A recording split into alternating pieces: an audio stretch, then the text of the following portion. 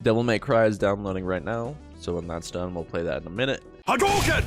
What's good, everybody? Welcome back to Crouch Block. My name is Sen, and this isn't going to be the usual style of video. This is kind of sort of just going to be a lot more laid back. So pretty recently, I just beat the first Devil May Cry. Give me my D- and get me out of here. It was in large part because I finished Ultra Kill and Donkey Kong Country, but most importantly, Breath of Fire 4, and by the end of the game, it was official. I'm just sort of a Capcom shill at this point, and one of the important flagship titles from Capcom for a lot of people is Devil May Cry. Now, I'd actually never played any of the Devil May Cry games, obviously, except for a little bit of 5, but at that point in my gaming career, I wasn't really into the idea of hack and slash games. What's funny is, this is not the first time I've interacted with characters like Dante and Virgil, because I play Marvel, and funnily enough, Virgil is on my Ultimate Marvel vs. Capcom 3 team, and Dante is on my Marvel vs. Capcom Infinite team. And while a lot of people would say that's how they know the characters in Marvel from Devil May Cry, it was actually the other way around. It was, oh, this is Dante from Marvel. The turnaround on hack and slash type of games was actually due to my roommate. He was pretty pushy about my playing the God of War games, and has been for some time. So I finally caved, and by the way, we streamed all of this. So if that's something that you're interested in, link in the description. After I'd finished God of War, I thought it was an amazing game and had a really solid time. If I was told that this was somebody's favorite title from the PS2 generation, I couldn't even blame them, and then I heard that allegedly the second game was even better. So needless to say, my expectations from the God of War franchise is pretty high at this point. So after that, I figured, let's crack into Devil May Cry. All in all, it was okay. From my understanding and a quick Google search, Devil May Cry was actually supposed to be one of the first builds for a potential Resident Evil 4. But it was such a departure from Resident Evil that they just decided to roll with it and make it its own thing. When I did hear this, a lot of things actually made sense. There's a lot of Resident Evil DNA in this game, for better or for worse. There's so much of the RE grittiness visually, and even down to the HUD, more so when you pick up items. Neither of those are particularly bad things, I was perfectly okay with them, but by far the worst thing was the camera. There isn't anything inherently wrong with tank controls. I think they're perfectly fine, especially in survival horror settings with the fixed camera and everything. Generally, I feel like it aids to the experience, discombobulating the player, and can help set up some scares with the camera shifting only when you are around the corner, and then boom, a zombie. But placing this style of camera in an action hack and slash game, this shit sucks, dude.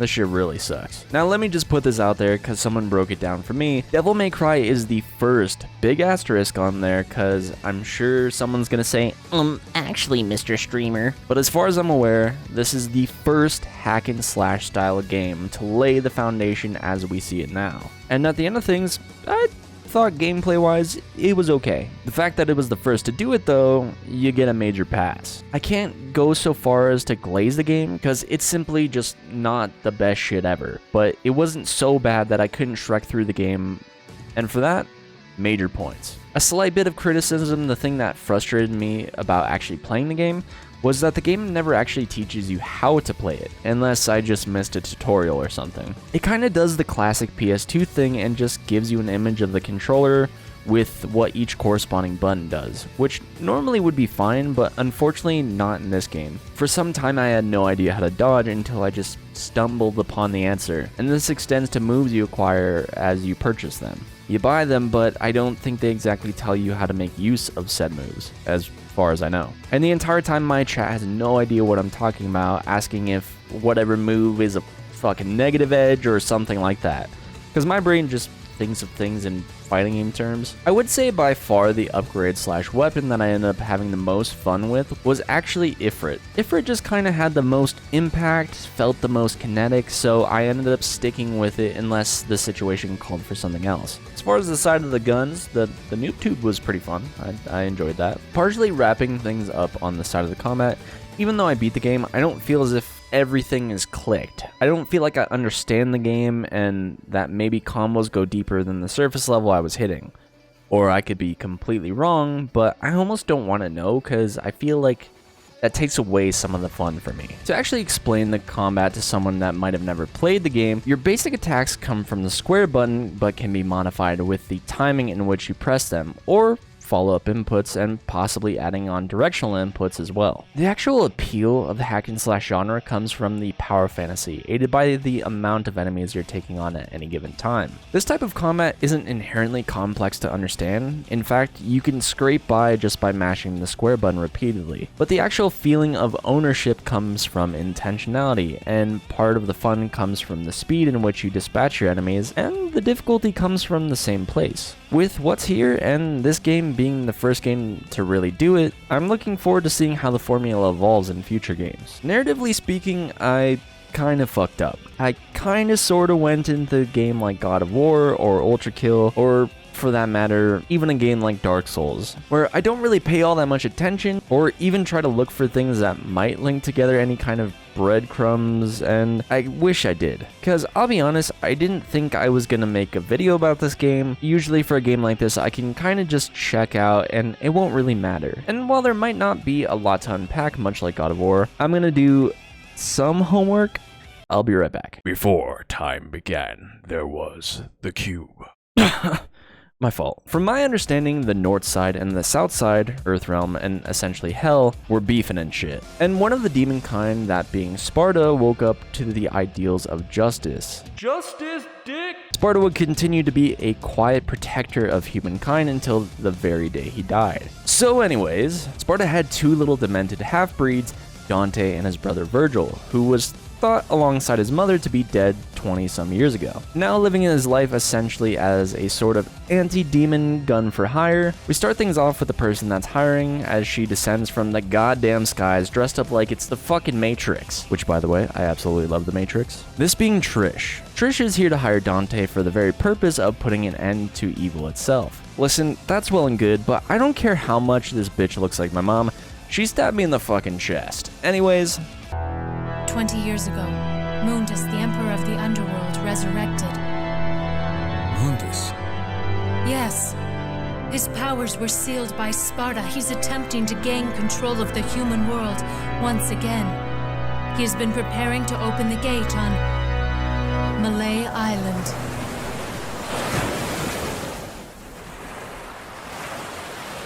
Mundus is trying to open the gate to the human world, and it's our job to stop him. Mundus, dick! That's the thing about games of this nature. They drop just enough fuel in the car to get it to go. Not a whole lot outside of that. Even after finishing the game, I still have no idea what's up with the marionette dolls. If someone could explain that to me, that would be great.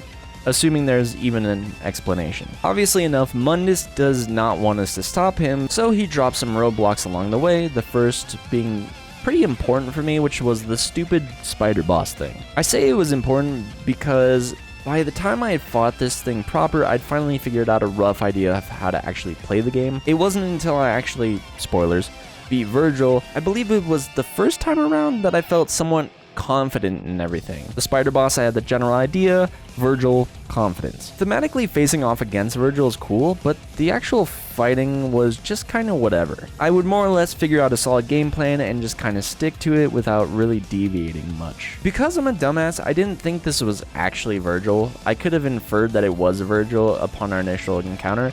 I just assumed it was Mundus playing some kind of illusory trick. I figured Virgil would be a more large-scale pre-final boss. And I mean, he kind of is, but it wasn't to the degree that I was hoping. Generally, I would say that the bosses didn't do a whole lot for me, especially the weird animal bosses like the spider or chicken god. Like, they're fine in their sense of like progress and my own proficiency with the game. They're just kind of okay. Now, the biggest twist in all of this, I guess, is that Trish was actually against us from jump, which is a little weird to me. I mean, she did stab us in the chest and everything. You could easily look at it as Mundus wants to kill likely the one person capable of stopping him and just kind of get him out of the way. But just on the other side of that, she took the one person who could stop Mundus from coming back to Mundus's doorstep. Wouldn't it have been better off just waiting it out until he fully came back? But dude, the funniest scene. My mother girlfriend.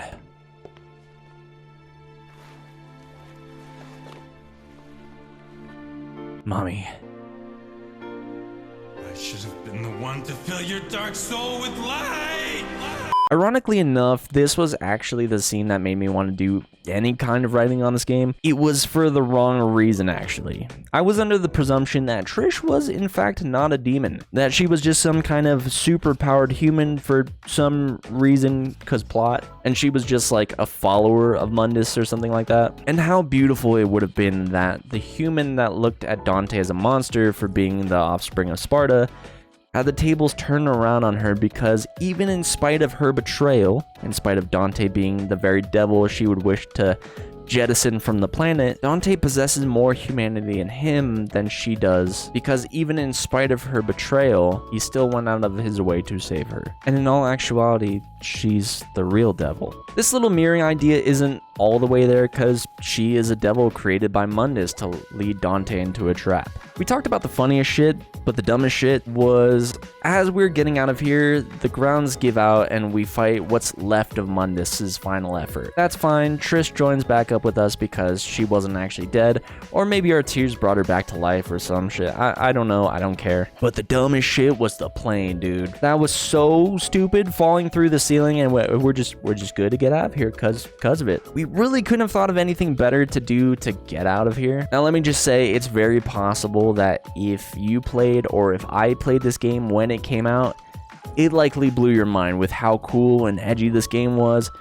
But without a thick layer of nostalgia in front of me, the game was just fine. It was pretty perfect for the fact that it was a get in, get out experience for me, and that's kind of sort of exactly what I was looking for at the time. At the end of the day, I'm happy I played it, but I heard the second game is a little rough. As long as the gameplay gets better, we're square. I don't think it will be that big of a deal for me if the story's not all that great, but that's gonna do things for us this time around. I hope you enjoyed my little one-stop shop into Devil May Cry. If I do happen to do another video, it might be more in depth. I don't know. The next Mr. Freeze video will be coming. I do already have a script. I just need to do it, and I think I'm gonna have to do something pretty out of left field and continue our journey through Spider-Man the Animated Series, which was one of the first videos I started alongside this channel. Thanks for watching. Be sure to check out the description for links to all kinds of other stuff as well. If you want to support the channel, best way you could do is by word of mouth, dropping a like, comment, all that good stuff. And I'll see you in the next one. Peace. Okay, let's get it over with in 10 minutes. Can't let a single one of those suckers live. 5 minutes. More than enough.